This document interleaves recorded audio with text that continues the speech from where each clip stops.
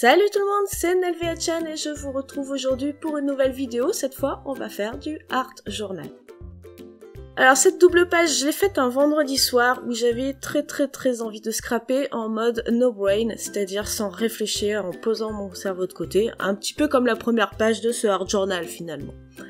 J'ai commencé par enduire ma double page avec du gesso blanc, donc c'est pour ça que l'image saute un petit peu, qu'il y a des flous. J'ai piqué un pinceau à mon chéri pour avoir un pinceau un peu plus large. Et quand je termine la mise en place de mon gesso, je fais attention à ce que les coups de pinceau soient tous dans le même sens. Donc à l'horizontale pour le coup, je sais pas si vraiment ça a un impact, mais je trouvais ça plus sympa, c'était plus lisse. Comme je suis une grande impatiente, eh bien j'ai séché mon gesso avec mon heat gun et maintenant je vais venir utiliser de la peinture que j'ai beaucoup diluée. Alors je suis désolée, j'ai complètement oublié pour les 3/4 des produits de vous montrer la référence du produit. Donc là ce sont des peintures Viva, si je ne me trompe pas. Au pire je vous l'écrirai en bas si je me suis gourée. Et puis je suis venue badigeonner de manière très aléatoire cette première couleur et j'en ai pris une deuxième plus foncée mais dans la même tonalité que je suis venue également badigeonner, j'aime bien ce mot, à l'inverse de la première, voilà. Donc c'est pas des choses uniformes. Dans ma boîte à chute, j'ai récupéré plein de papiers dans les tons de bleu qui font un petit peu penser à tout ce qui est Noël, enfin pas Noël non, hiver. Et puis pour certains qui n'ont rien du tout à voir avec l'hiver mais qui sont dans les mêmes tons en fait que mes peintures utilisées. Donc je vais les déchirer à la main, alors je vous passe tout le procédé, en plus j'étais carrément hors champ, donc je vous montre les petits bouts que j'ai commencé à déchirer et la façon dont je vais les mettre en place sur ce art journal.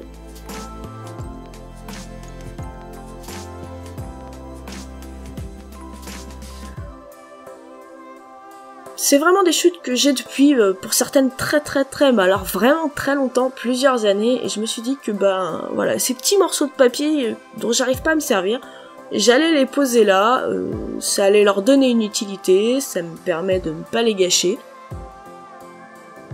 C'est pour ça qu'il y en a certains qui sont tous tirés du même morceau, le bleu, parce qu'il était plus gros que les autres, et puis pour les autres papiers, eh bien ils viennent de plein d'autres chutes différentes, de collections de papier différentes.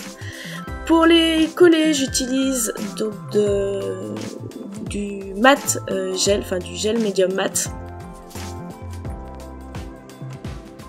On le voit un petit peu là sur la vidéo, moi c'est un gel médium qui est de la marque Liquitex.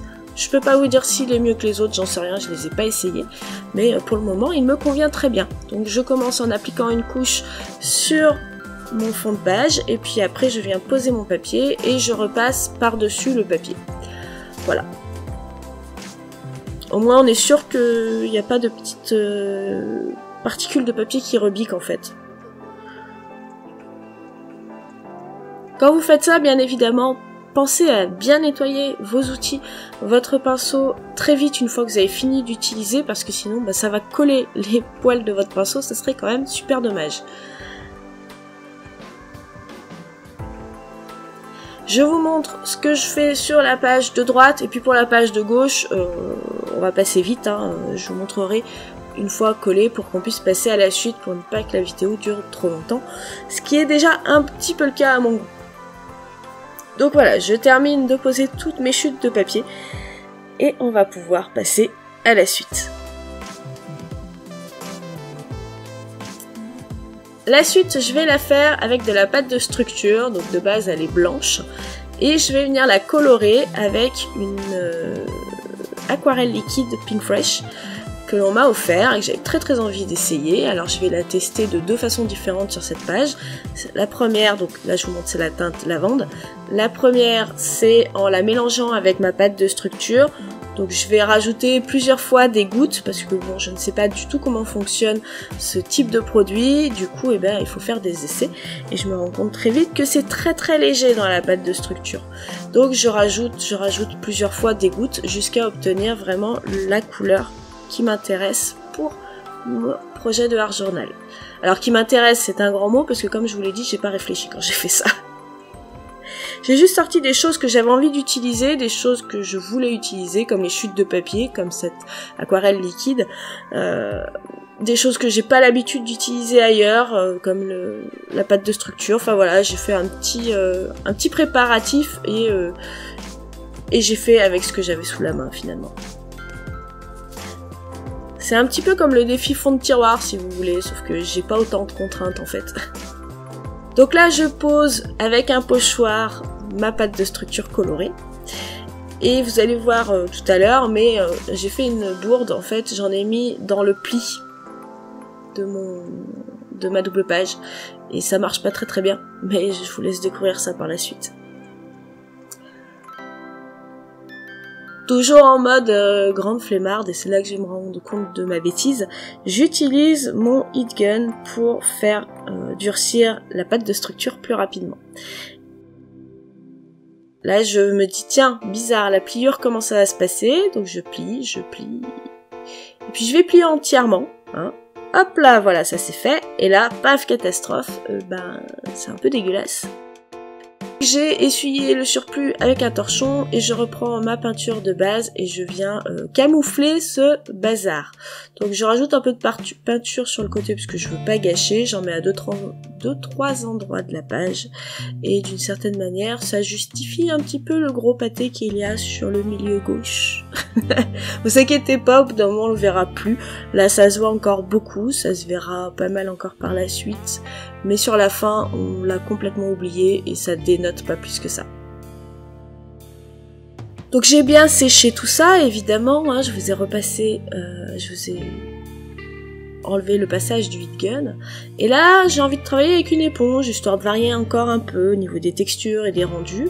Je prends du gesso blanc, hein, je vois pas l'intérêt d'aller chercher une peinture blanche particulièrement.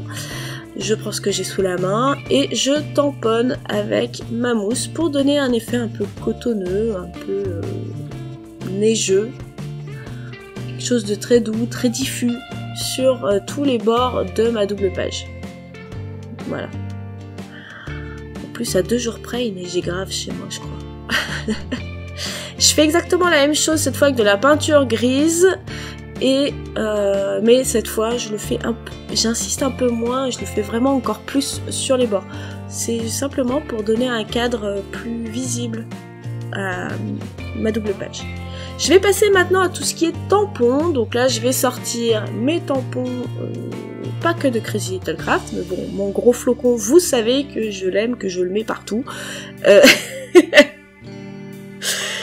Je crois que si j'étais moi-même cliente et pas créatrice, s'il y en a bien un que j'aurais acheté, c'est celui-là. Parce que je pense que vous en êtes rendu compte, je le tamponne absolument partout en hiver.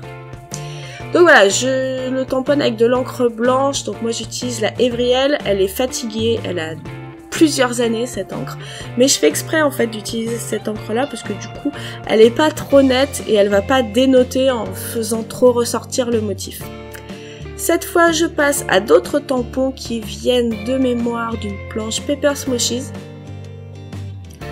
Et je vais utiliser l'encre grise Versafine clair et l'encre blanche pour les tamponner. Voilà, j'en ai fait en gris histoire que pareil, ils ressortent un petit peu de ce fond qui est très fondu dans les tons bleus et blancs avec une touche de violet.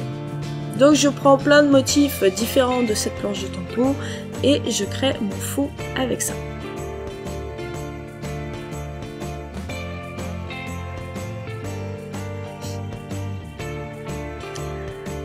Je vais maintenant passer à un autre tampon, cette fois c'est celui de Caramel Studio.